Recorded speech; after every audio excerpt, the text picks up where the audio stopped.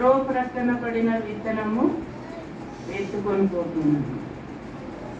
అలాగా మనం వాక్యం వినినప్పుడు వాక్యము విని దాన్ని వింటాము, విని మరి అవతల పోయేదే మర్చిపోతాం. అంటే సాతాను పని చేస్తుంది. కాబట్టి మనము వినిన వాక్యమును మనం గ్రహించుకోవాలి. రాతి మీద పడిన విత్తిన వాడు విని వెంటనే సంతోషించును, దాన్ని అంగీకరించును. అయితే అతని రాతి నీళ్లను పడింది కాబట్టి వేరు లేనందున అతడు కొంతకాలం నిల్చును గాని వాక్యము నిమిత్తము శ్రమైనను హింసైనను కలగగానే అభ్యంతరపడదు. అంటే రాతి నేలను పడిన విత్తనం అంటే పైన మొన్న ఉంటుంది, కింద రాయి ఉంటుంది. ఆ విత్తనము అప్పటికోటి మలుస్తుంది. శ్రమ అయినను కష్టమైనను ఏమైనా ఇబ్బంది అయినను కలిగిన వెంటనే మనము ఆ వాక్యాన్ని వదిలేస్తాం. కాబట్టి రాతి నేలన పడిన విత్తనం వలె మనము ఉండకూడదు. అలాగే ముళ్ళ పొదలో పడిన విత్తిన వాడు వినువాడే గాని ఐహిక విచారము ధనమోసము ఆ వాక్యము అణిచివేయను. ముళ్ళ పొదలు అంటే కొన్ని ముళ్ళ పొదలో అంటే ముళ్ళ దగ్గర పడినవి, అది ముళ్ళ చెట్టు దాన్ని అణిచివేస్తారు. ఐహిక విచారము ధనమోసము, ధనం సంపాదించాలి అనే యొక్క ఆలోచన, ఇంకా సంపాదించాల, కొన్ని ఎంత సంపాదించినా తృప్తిగా ఉండవు కొందరు. అలాగా దేవుడు వాళ్ళని గురించి మాట్లాడినాడు. మంచి నీళ్ళన పడిన విత్తువాడు వాక్యం విని గ్రహించువాడు అటువాడు సఫలులై ఒకడు 100 60 ఫలించు. మనము ఏ నేలను పడిన విత్తనం వలె పోలి ఉన్నాము? ఏ త్రోవ ప్రక్కన పడిన వారమా, రాతి నేలన పడిన వారమా, మరి ముళ్ళ పొదలో పడిన వారముగా ఉన్నామా, మంచి నేలను పడిన విత్తనంగా ఉన్నామా? విత్తనం అంటే ప్రభు వాగ్దానం. విత్తనం అంటే ప్రభు యొక్క వాక్యం. మనము ఫలించాలి. ఫలించాలి అంటే దేవుని వాక్యము విని, పైనేమో చూడండి, ఈ ప్రజలు కన్నులార చూచి 15వ వచనం, చెవులార విని హృదయంలో గ్రహించి మనసు త్రిప్పుకొని నా వలన స్వస్థత పొందకుండునట్టు వారి హృదయం క్రొవ్వైనది. వారి చెవులు వినుట మట్టుకు విందురు, వినుటకు మందములై వారు తమ కన్నులు మూసుకొని ఉన్నారు కనుక వీరు వినుట మట్టుకు విందురు కానీ గ్రహింపరు. మనము అనుదినము ఇప్పుడు మేము చర్చికి కాబట్టి 50 సంవత్సరాలు అవుతాం. చర్చి లేనప్పటి నుంచి, చర్చి ఇక్కడ మున్నూరు సంఘంలో లేనప్పటి నుంచి 50 సంవత్సరాల నుండి చర్చికి వస్తున్నాం, వింటున్నాం. ఈ వాక్యం కానీ ఎన్నోసార్లు సేవకులు చెప్పారు, మన సంఘ పెద్దలు కూడా బాగా చెప్పారు, అందరూ చెప్తూనే ఉన్నారు మనకి. కానీ మనము ఆ వాక్యాన్ని మనము ఏ విధంగా ఫలిస్తున్నామా లేదా అని మనకు మనమే ప్రశ్నించుకోవాలి. నేను ఏ విధంగా నేను ఫలిస్తున్నాను? త్రోవ ప్రక్కన పడిన విత్తనం వలె ఉన్నానా? ముళ్ళ పొదలో పడిన విత్తనం వలె ఉన్నానా? రాతి నేలను పడిన విత్తనం వలె ఉన్నానా? మంచి నేలను పడిన విత్తనం వలె ఉన్నానా? మంచి నేలను పడిన విత్తనము ఎటువంటి సమస్య అయినా, కష్టమైన, నష్టమైన, వ్యాధైనా, బాధైనా దాన్ని తాలుకొని ఎంత మాత్రం వెనుక చూడక దేవుని యందు భయభక్తులు కలిగి ఉంటాం. అలాగే దేవుని యందు దేవుని యొక్క అద్భుత కార్యాలు చేసిన ఈ సౌలు చూశాడు, ఎన్నో అద్భుత కార్యాలు చేసింది చూశాడు. కానీ ఆయన మాట వినలేదు. పౌలు పరిశుద్ధ గ్రంథము నుంచి మొదటి సామ్యుయేలు గ్రంథము 15వ అధ్యాయము 11వ వచనంలో 11వ వచనం మొదటి సామ్యుయేలు.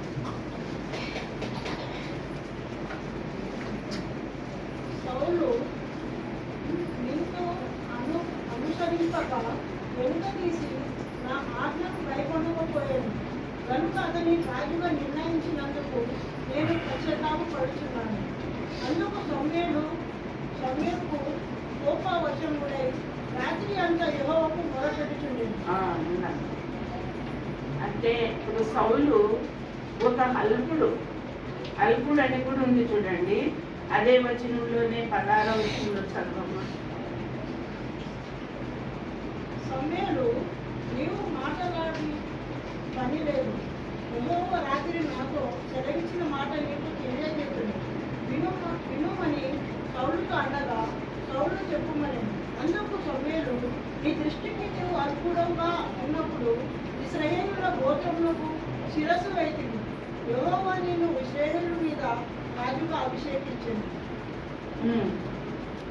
మరియు యెహోవా నిన్ను సాగనంపి నీవు పోయి పాపాత్ములైన అమలేకీయులను నిర్మూలన చేయము.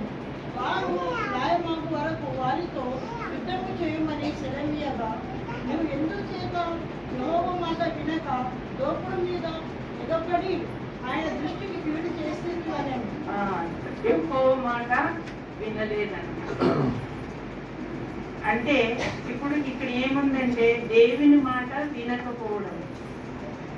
నువ్వెందుకు ఒక అల్పుడుగా ఉన్నప్పుడు నిన్ను రాజుగా చేసినాడు యెహోవా తండ్రి. అయినప్పటికీ నువ్వు ఆ దేశాన్ని నువ్వు శపితమైన ఆ దేశాన్ని నాశనం చేసి నువ్వు మరి నాశనం చేసి రమ్మంటే ఆయన ఏం చేశాడు? నాశనం చేయలేదు. ఆ ఊర్లో ఉన్న గొర్రెలు గొడ్డలు అన్ని పశువులు మంచి వాటిని తీసుకొని వస్తారన్నమాట. ఆ ఊర్లో ఉన్నవి శపితమైనవి ఏవి తీసుకురావద్దని అంటాడు దేవుడు. అయినప్పటికీ ఈయనేమి ఇప్పుడు మాట వినలేదైనా. ప్రభువు మాట వినకపోతే మనకి ఏమవుతుంది? మనకి శపితమవుతాం. మనం దేవుని మాటలు వినాలి. ఏం మాటలు వినాలి? యాకోబు పత్రిక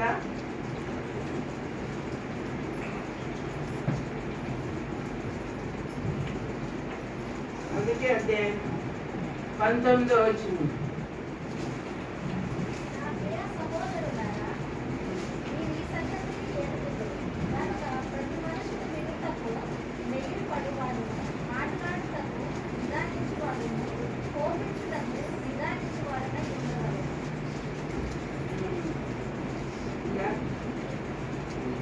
ఎందుకనగా నరుని కోపము దేవుని నీతిని నెరవేర్చదు. అందుచేత సమస్త కల్ముషమును విరవీగుచున్న దుష్టత్వం మాని లోపల నాటబడిన మీ ఆత్మలను రక్షించుటకు శక్తి గల వాక్యము సాత్వికంతో అంగీకరించుడి. మీరు వినువారు మాత్రమై ఉండి మిమ్మును మీరు మోసపరుచుకొనకుండా వాక్య ప్రకారం ప్రవర్తించువారే ఉండుడి. మనము వాక్యం వింటాము, బయటికి పోతాము, మరి వారంకి మనం దేవుని బైబిల్ తీస్తాము, మరి వాక్యం చూసుకుంటాము, ఉంటాము. కానీ అలా ఉండకోకున్నట్ల మీరు ఇలా ఉండాలంటాడు. ప్రతి మనుషుడు వినుటకు ఎదురుపడాలంట. కొందరు వినరు, ఎదుటి వాళ్ళ మాట వినేది. వాళ్ళ మాటే నా మాటే వినాలని ఉంటుంది అనమాట. మాట్లాడటకు నిదానించువాడు. మాట్లాడేది వెనుక ముందు చూసి నిదానించి మాట్లాడండి మీరు, ప్రభువు చెప్తున్నాడు.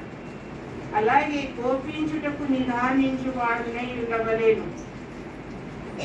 మనము ఎప్పుడైనా కానీ దేవుని వాగ్దానం విన్నప్పుడు మాట్లాడేటప్పుడు మాట్లాడేకి నిదానంగా మాట్లాడాలి. కోపించే కూడా మనము కోపించుటకు నిదానించువాడునే కోపము ఉండకూడదు అంటాడు దేవుడు. 33.5 సంవత్సరాలు ఈ లోకంలో మనకి మార్గము ఆయన చూపించి ఈ లోకంలో ఉన్నప్పుడు ఆయన ఎప్పుడు కోపంగా మాట్లాడలేదు. ఆయన ఎప్పుడు నిదానంతోనే మాట్లాడాడు. కాబట్టి ప్రియమైన సహోదరులారా, మనం కూడా ప్రతి విషయంలో నిదానంతో మాట్లాడాలి, కోపించుకోకూడదు. ఇవన్నీ మనం కలిగి ఉంటే ప్రభు వాక్యమును సాత్వికంతో అంగీకరించవలేదు. ప్రభు వాక్యాన్ని మనము సాత్వికంగా అంగీకరించవలేదు. మీరు వినువారు మాత్రమే ఉండి మిమ్మల్ని మీరు మోసపరుచుకోవద్దండి. మనం విన్నాంలే, సార్లే, అయిపోయింది కదా, వాక్యం విన్నాం కదా అనుకుంటాం. వినే మాత్రమే కాదంట, విని దాన్ని పాటించుకోవాలి. మనం దేవుని వాక్యాలు వింటాం కదా, ఏం పల్లె చెప్పిందిలే, బాగా చెప్పిందిలే అని మనము అనుకోకూడదు. అది అట్లా అనుకుంటే అది దేవుడు వాళ్ళని చూస్తారు. అనుకుంటాం కదా, మనసులో అనుకున్నా బయటకు అనుకున్నా అది దేవుడు చూస్తారు. అలాగా మనము ఎల్లప్పుడూ ప్రేమ కలిగి నిదానంగా వేగిన పడుగుడు మాట్లాడేది, మీరు వేగిన పడుకోకున్నట్ల నిదానంతోన మనం కోపించుకోకున్నట్ల దేవుని మాట విని ఒక్కటి ఉండేది కాదు, విని దాన్ని గ్రహించి దాన్ని పాటించవలేదు. ఇప్పుడు సౌలు భక్తుడు ఉన్నాడు కదండి, ఆయన దేవుడు మాట్లాడి ఆయన ఒకప్పుడు అల్పుడైన వాడిని దేవుడు ఏర్పరచుకొని సమయేలు ఆయన అభిషేకించి ఆయన రాజుగా చేస్తాడు.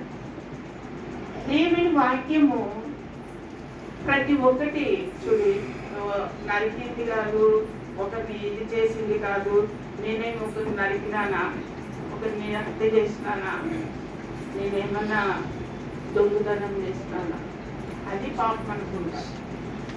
దేవుని మాట ప్రతి మాట వినకపోవడమే పాపం, ఆజ్ఞ అతిక్రమమే పాపం. అలాగా రాజుగా చేసిన ఆయన్ని మరి రాజుగా ప్రభు తీసేశాడు. ఎవరిని? సౌలుని. నా మాట వినలేదు కాబట్టి రాజుగా తీసేసి ఒక గొర్రెల కాపరికి రాజుగా చేస్తాడు. ఎవరైనా? దావీదు మహారాజు. ఆయన మాటను అంగీకరించకపోతే, దేవుని వాక్యం చాలా చాలా చాలా ఆయన వాక్యము మాట ప్రకారం వినని వారిని తరతరములు ఆయన ఆశీర్వాదిస్తాడు. తరతరాలు ఆయన మనల్ని ఆశీర్వాదిస్తాడు. ఆయన మాట వినుకోకున్నట్ల మనం ఇన్ని రోజులు వాక్యం విని గ్రహించుకోకున్నట్ల పాటించుకోకున్నట్ల ఉంటే దేవుడు మన జీవితాల్లో కూడా అనేకమైన సమస్యలు పనికొస్తాయి. అంటే కొన్ని సమస్యలు కొందరికి వస్తాయి, అవి మన యొక్క విశ్వాసాన్ని పరీక్షించటట్టు, మన విశ్వాసంలో మనము ఎంతగా ఉన్నాము, ఎంతగా లేవు అని అదొక పరీక్షగా వస్తుంది. అప్పుడు మనము వెనదిరగకూడదు. వెనదిరిగేదంటే ఏంటి? మనం దేవుణ్ణి ఎంతగా నమ్ముకున్నాము, మాకే ఇన్ని వ్యాధుల, మాకే ఇన్ని బాధల, మనం దేవుణ్ణి ఇంతగా ప్రార్థిస్తాం కదా, దేవుల్లో నడుస్తాం కదా, మాకు అనారోగ్యాలు ఎందుకు, మాకు సమస్యలు ఎందుకు, మాకు ఇవన్నీ ఎందుకు వస్తున్నాయి అని మనము అనుకోకూడదు. దేవుడు తన బిడ్డల్ని ఎంత మాత్రము చేయబెట్టుకోడు. చూడండి, ఇప్పుడు ఆనాడు ఆదాము అవ్వ వాళ్ళు ఏం తప్పు ఏం పాపం చేశారు, ఎవరిని హత్య చేశారు, ఎవరిని ఏం చేశారు? ఖాళీ చెప్పిన మాట వినలేదు. 1000 పండ్లు ఉన్నాయి తోటలో, ఆ 1000 జారు పండ్లలో అది తినద్దు అని చెప్పినాడు అంతే. కానీ తినేసాడు. అంటే తిన్నందుకు తప్పు కాదు, కానీ ఆయన మాట విననందుకు తప్పు అయిపోయింది. యోనా ఉన్నాడు కదండి, ఫలానా రస్తాకి నువ్వు పో, నినివే పట్టణానికి నువ్వు వెళ్ళు, నువ్వు అక్కడ వెళితే నీకు నినివే పట్టణంలో చాలా ఘోరమైన పాపం ఉంది, నేను ఈ దేశాన్ని నాశనం చేస్తాను, మీరు మారు మనసు పొందితే సరే అని చెప్పు అంటే నాకెందుకు పట్టిందబ్బా, వీళ్ళు పోరు, వాళ్ళు చాలా ఘోరమైన వాళ్ళు ఏం చేస్తారో ఏమో అని వేరే దారి పడతారు. దేవుని మాట వినుకోకున్న ప్రతి ఒక్కరూ మనకి మార్గం చూపిస్తుంది వాక్యంలో, వినుకున్నట్లు వేరే దారి పడతారు. అది కూడా దేవుని, ఇప్పుడు సంసోను ఉన్నాడు, ఎంతో దేవుని యొక్క వరములతో పుడతాడు, ఎంతో శక్తి ఇచ్చింటాడు సంసోనికి, కానీ నువ్వు ఇది చెప్పొద్దు అని వింటాడు. నువ్వు ఈ మాట చెప్పొద్దు ఎవరికో, ఆయన ఎంటికల్లోనే శక్తి ఉంది, ఈ మాట ఎవరితో చెప్పొద్దండి, చెప్పేస్తాడు, శక్తి అంతా పోతుంది.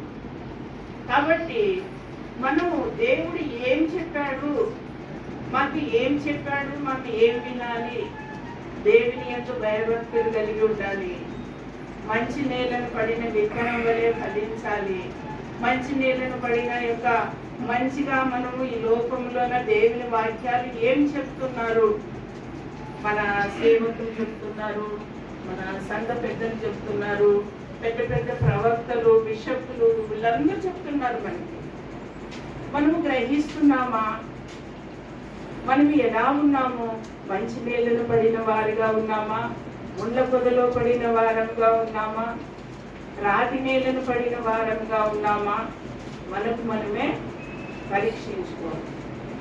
అలాగే ఏంటంటే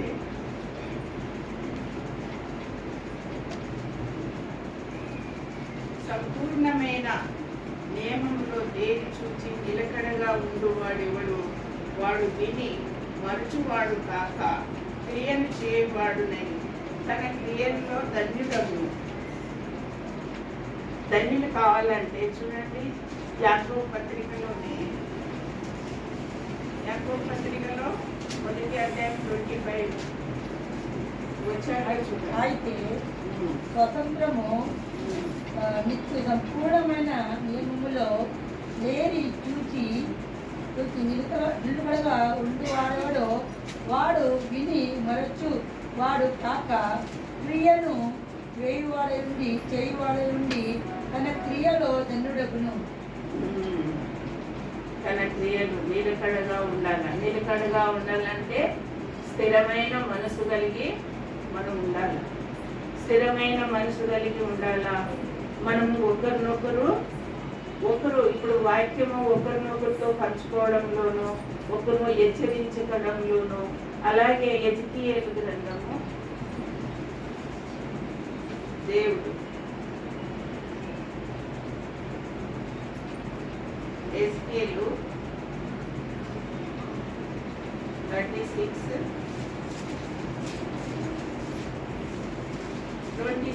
సార్.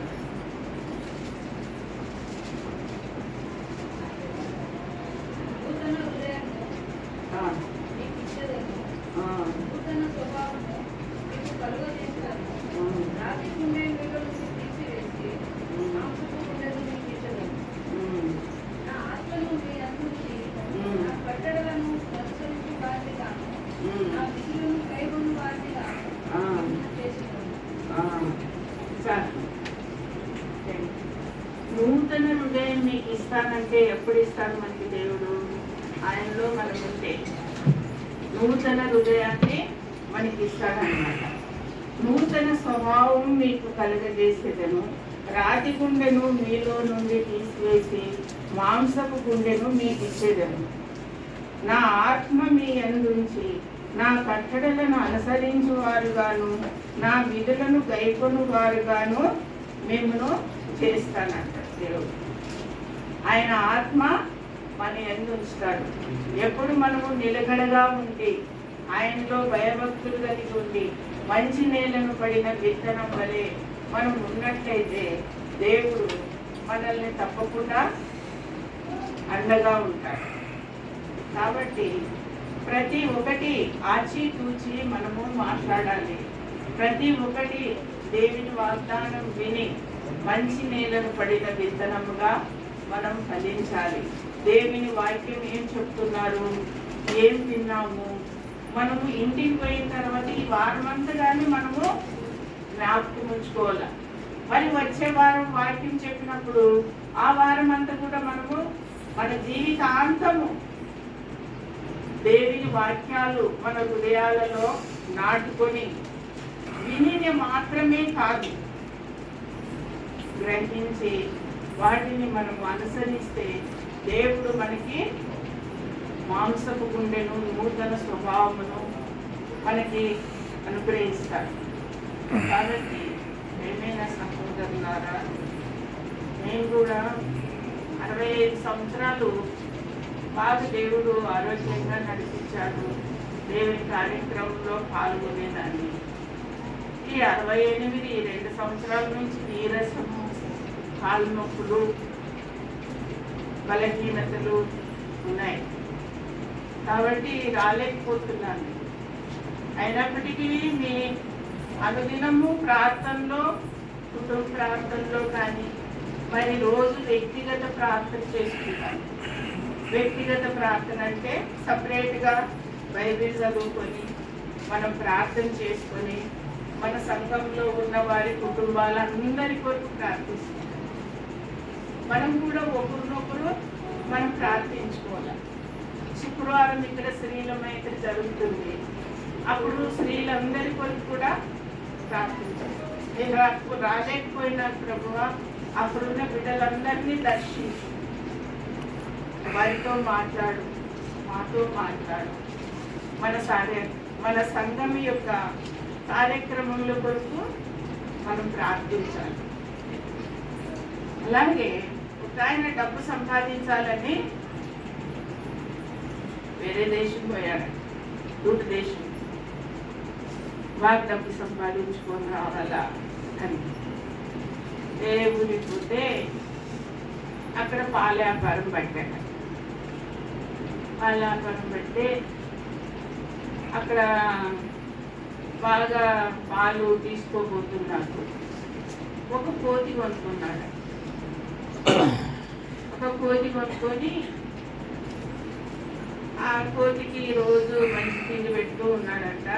ఆ కోతిని చూసే కన్నా వచ్చి పాలు తీసుకోపోయే వాళ్ళంట. ఎక్కువ మరి ఫ్రెష్ అయిపోయినారంట. ఫ్రెష్ అయిపోతే పాలు బాగా బిజినెస్ అయ్యింది. పాలు బాగా బిజినెస్ అయ్యే డబ్బు బాగా డాలర్స్ బాగా సంపాదించాడు. డాలర్స్ బాగా సంపాదించి సాధ్యంగా మన దేశానికి పోదామని ఇంకా స్టీమర్ ఎక్కాడంట. స్టీమర్ ఎక్కి చూస్తూ తను సంపాదించినవన్నీ గుడ్డు కట్టుకొని తల కింద పెట్టుకొని పట్టుకున్నాడు. తల కింద పెట్టుకొని పట్టుకుంటే ఈ కోతి ఏం చేసిందంట, ఆ తల కింద ఉండేది ఆ డబ్బు సంచి, డాలర్స్ సంచి తీసుకొని పైకి ఇట్లా ఎక్కి కూర్చునింది స్టీమర్ మీద. ఆ డబ్బు సంచి కోతి అది గొంతుప్పి ఒకటేమో నీళ్ళు వేస్తానంట, ఒకటేమో అది మొక్క మీద వేస్తాను. ఒకటి నీళ్ళు వేస్తానని వాడు మొక్క మీద ఒకటి వేస్తాను.